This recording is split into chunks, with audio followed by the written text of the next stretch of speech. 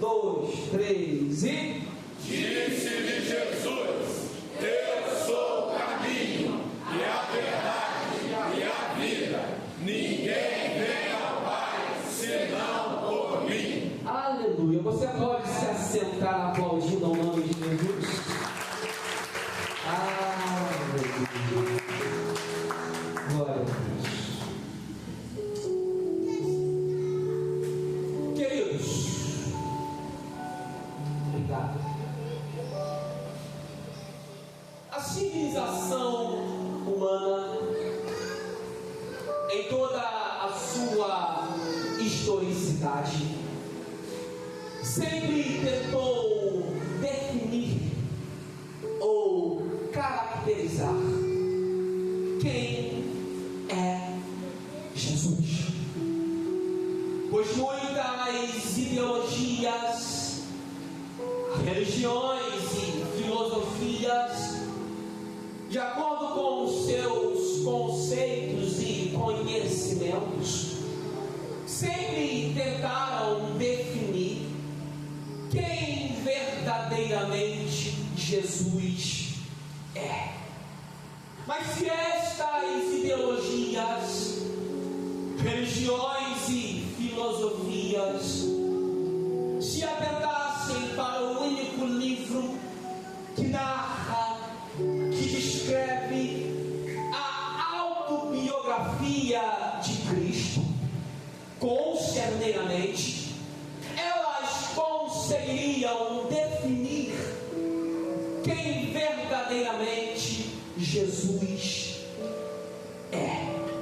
Pois Cristo, em seus evangelhos, harmônico e sinótico, como o de Mateus, Marcos, Lucas e João, ele dá alguns feedbacks, fala a linguagem de vocês, dá alguns spoilers de quem verdadeiramente ele é. Pois Jesus, em seus evangelhos, ele se autodenomina, ele se autorrevela como o grande eu sou. Eu sou a luz do mundo. Aleluia. Eu sou a videira verdadeira. Aleluia. Eu sou a porta estreita. Eu sou o pão da vida. Eu sou o bom pastor. Aleluia. Mas quando nós nos debruçamos no texto em que ora lemos nessa noite, em João capítulo de número 14, versículo de número 6, Jesus, ele faz uma autodenominação, uma autorrevelação de si mesmo, que é mais conclusiva, que é mais objetiva, que é a que melhor o define.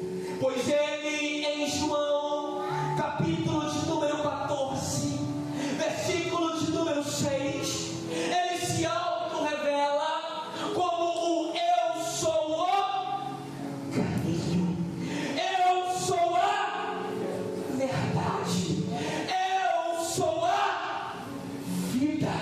Cristo se autorrevela como o caminho, não porque ele precisa ou necessita de um caminho, porque ele é o próprio caminho. Cristo se autodenomina, se autorrevela como a verdade, não porque ele precisa ou necessita da verdade para provar algo para alguém, pois ele é a verdadeira personificação da verdade. Cristo se autorrevela, se autodenomina como a vida, não porque ele precisa ou necessita da vida para se ter existência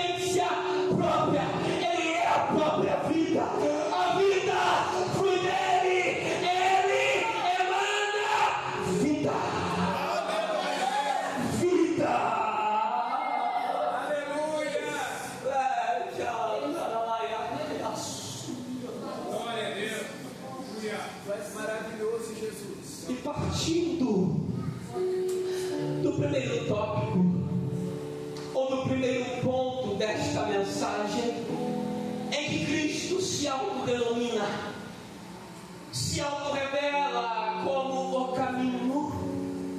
Quando nós nos transportamos para o Evangelho de João, capítulo de número 8, versículos de número 1 ao 11, João, em sua linguagem e teologia joanina, ele elucida-nos que Jesus, após sair do Monte das Oliveiras, ele vai em direção ao templo, e chegando ao templo, ele encontra algumas pessoas que estavam ali do lado de fora.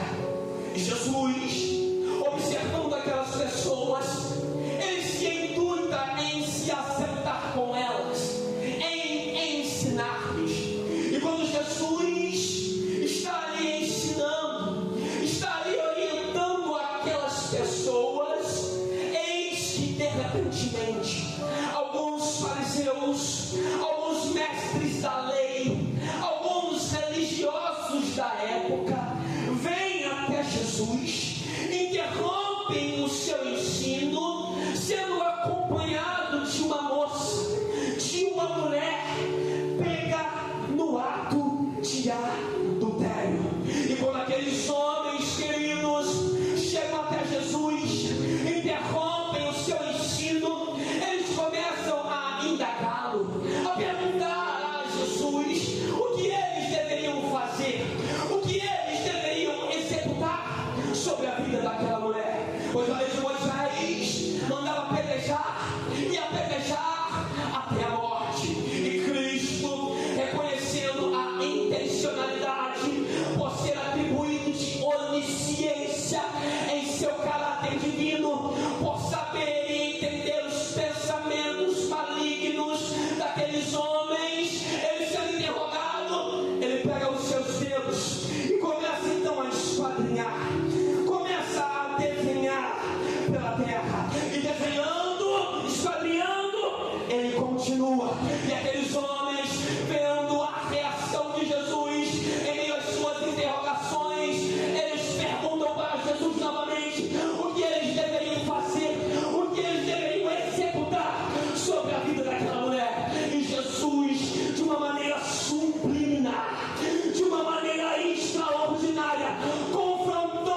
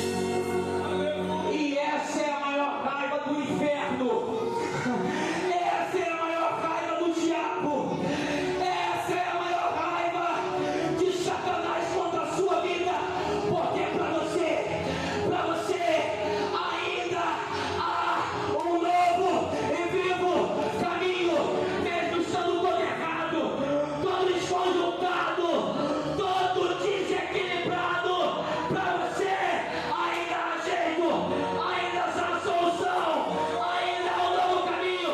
E para Satanás e toda a sua corja, já era, já acabou. O caminho dele está sentenciado e é o lago de fogo, de fogo, de fogo.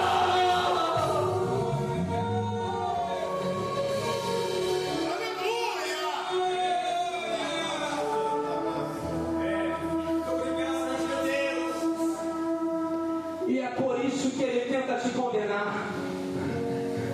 É por isso que o inferno tenta te julgar. É por isso que Satanás tenta te matar, te apedrejar. Mas nessa noite, ainda que Satanás tente te humilhar, te condenar, te apedrejar e te matar, ouça o céu dizendo, ouça Deus planejando a sua palavra em seu coração, te dizendo: eu tenho um novo e vivo caminho, ou melhor, Deus do Senhor, sou.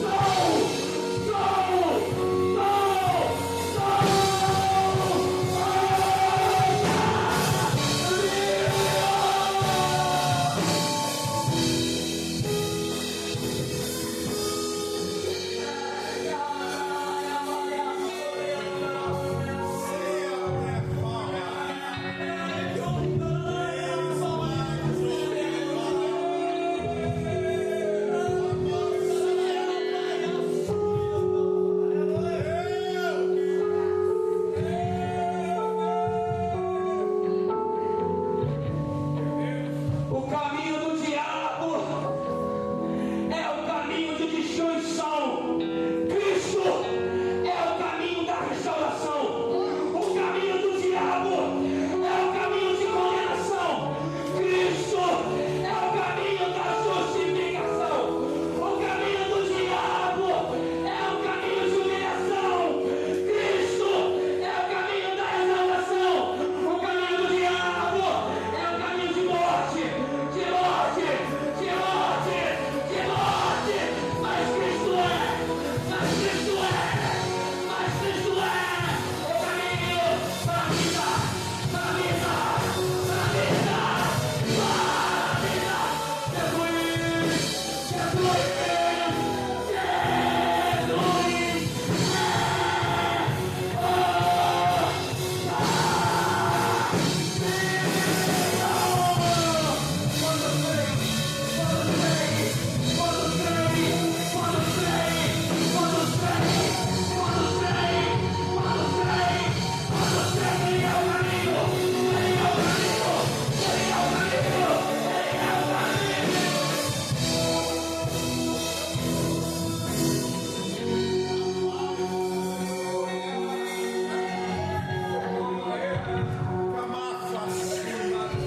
Eu sinto o cheiro dele. Eu sinto o cheiro dele aqui. A minha alma, pastor Oséias, está tomada de temor e tremor. Eu sinto o cheiro dele aqui. Eu sinto o cheiro dele abrindo caminhos. Eu sinto o cheiro dele fechando sepulturas.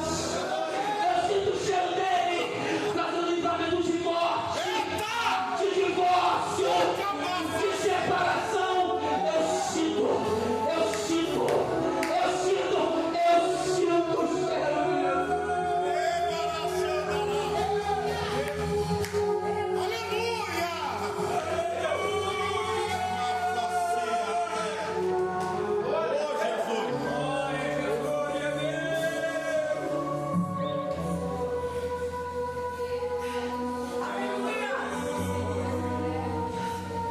Segundo tópico, o ponto em que Cristo se auto-revela, se autodenomina como a verdade. Quando nós nos transportamos para o livro de Lucas, capítulo de número 19, versículo de número 1 ao 10. Lucas, em sua linguagem lucana, ele relata-nos que Jesus estava prestes a passar por Jericó. E ali, em Jericó, como eu e você bem sabemos, sendo bons alunos de escola dominical, existia-se ali um fariseu, um publicano, por nome de Zaqueu, um homem que era desprezado por tudo e por todos, um homem que tinha uma fama de fraudulento, de mentiroso e de enganador. E quando Zaqueu então chega aos seus ouvidos o boato que Jesus iria passar por Jericó, por sua cidade, Zaqueu ele se intenciona em ver, em contemplar quem era esse Jesus, esse homem extraordinário, tanto falado, que realizava curas e milagres. E quando Jesus então está passando por Jericó, Zaqueu começa a seguir o fluxo da multidão. Mas Zaqueu, de acordo com sua autobiografia, descrita, narrada em Lucas 19, por ser um homem de pequena estatura, um homem baixo, ele não conseguia contemplar quem era Jesus. E ele, avistando uma figueira bravíssima, ele encontra a resolução para os seus problemas. Ele escala a figueira, sobe, Jesus passa. E quando Jesus passa, Jesus olha para cima, olha para a figueira. E quando ele olha para a figueira e vê aquilo em cima, ele para a passeata. E parando a passeata, olhando, contemplando Zaqueu, ele, Jesus, em um ato de total intimidade, sem nunca antes ter visto, contemplado o rosto de Zaqueu, sem saber quem Zaqueu talvez era, ele chama Zaqueu pelo nome. Zaqueu, desce depressa, desce daí, sai daí, porque hoje me convenho repousar, descansar em tua casa. Zaqueu desce, abre as portas da sua casa, recebe Jesus com alegria. E recebendo Jesus, a multidão começa a julgar, começa a condenar. Como é que Jesus, o homem sendo que ele é, ele entra na casa de um mentiroso, de um fraudulento, de um homem repugnado por tudo e por todos? E Zaqueu, queridos, sendo impactado pelas verdades que Cristo emanava, por ele ser a própria verdade, antes que a população continuasse, ele vira-se para Jesus e diz que ele retribuiria, devolveria para as pessoas que ele fraudou, mentiu, roubou 4 vezes mais. É Cristo irradiando as suas verdades no coração do homem. É Cristo tirando Zaqueu da mentira, dando-lhe sua verdade, tirando-lhe do engano e impregnando nele as suas verdades.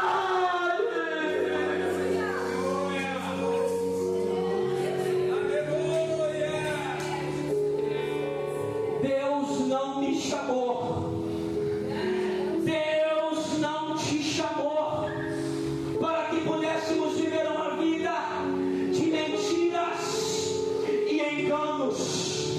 Pois em 1 Timóteo, capítulo de número 2, versículo de número 4, Timóteo, ele translitera-nos que o desejo de Deus é que todos os homens se salvem e se cheguem ao pleno conhecimento da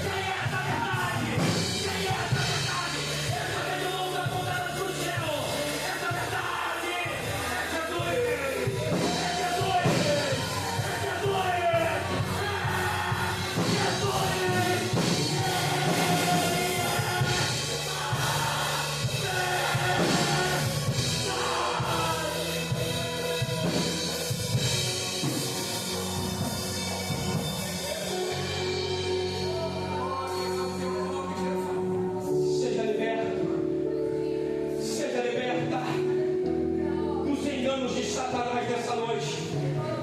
Seja liberto, seja liberta das mentiras de Satanás nessa noite, através daquele que é a verdade. E a verdade é Jesus. Jesus, Jesus é o caminho. Jesus, Ele é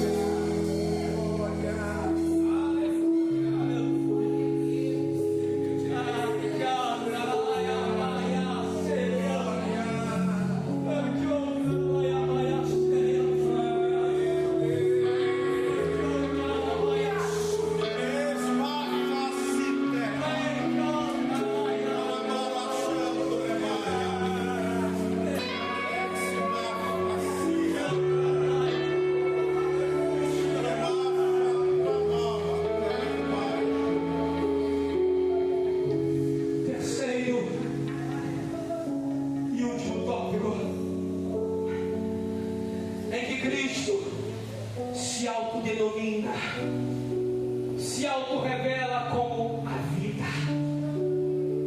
Quando nós nos transportamos ainda para o Evangelho de Lucas, capítulo de número 7, versículo de número 11 ao 17, Lucas, ele detalha-nos que Jesus estava passando pela cidade de Naim, e ali em Naim ele se depara com um cortejo fúnebre. Ele se depara com uma viúva que estava vivendo dias de calamidade, levando o seu filho, o seu único filho, um homem, para ser sepultado. E quando Jesus contempla aquele cortejo, vê a miserabilidade, a calamidade de alma daquela mulher, ele se compadece dela e cruza o seu caminho.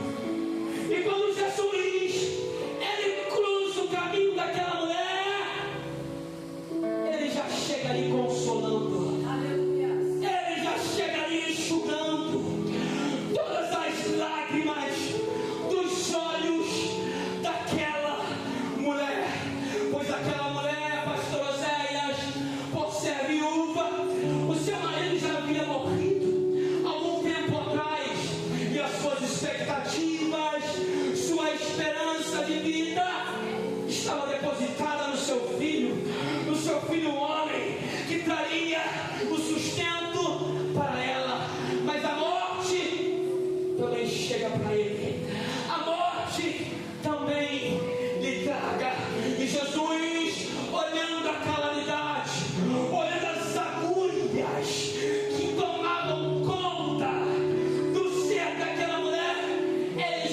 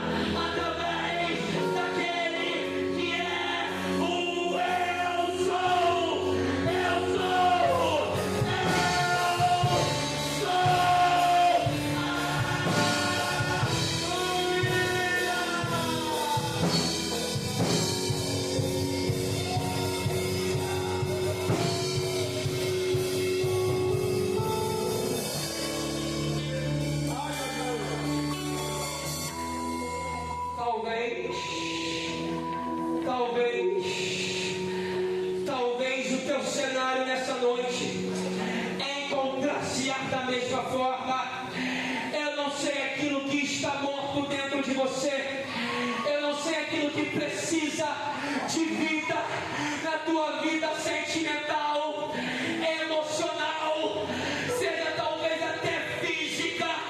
Mas nessa noite, assim diz Deus nos meus lábios, assim diz Deus na minha boca: Jesus, aquele que é a vida, o eu sou, Ele está cruzando o teu caminho, Ele está indo em tua direção, te consolando, enxugando as tuas lágrimas, te dizendo: não temas, não pasmes, não te espantes, porque eu cheguei, porque eu cheguei, porque eu cheguei, porque eu cheguei.